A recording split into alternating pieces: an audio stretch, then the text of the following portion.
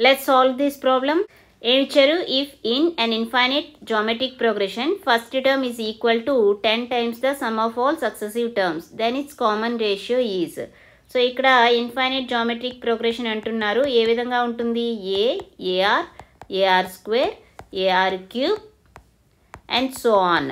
Okay, and ఇక్కడ first term అనేది ఏంటి? First term is equal to a. And infinite geometric series యొక్క sum అనేది ఏ విధంగా ఉంటుంది? a/1 - r. సమ్ అంటే a plus AR plus AR square plus so on is equal to a/1 - r. And ఇక్కడ మనకి ఏమి ఇచ్చారు? Here given that first term అంటే ఏంటి? ఏ ఈజ్ ఈక్వల్ టు ఏమి ఇచ్చారు? 10 times of sum of all successive terms. So first term యొక్క successive terms ఏంటి? AR plus AR square plus AR cube plus so on.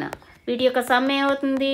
10 into మనకు కావాల్సింది AR plus AR square plus so on value కదా. అంటే ఈ ఏని right hand side పంపించండి. ఏమవుతుంది? a/1 - r మైనస్ ఏ.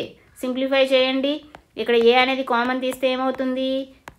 10a into 1/1 - r minus 1. ఏ అనేది క్యాన్సిల్ అయింది. 1 ఈజ్ ఈక్వల్ టు సింప్లిఫై చేస్తే 1 ఎల్సిఎం 1 - r అవుతుంది. 1 మైనస్ ఆఫ్ 1 - r అంటే 1 plus r is equal to 1 cancel అయింది. 10r/1 - r.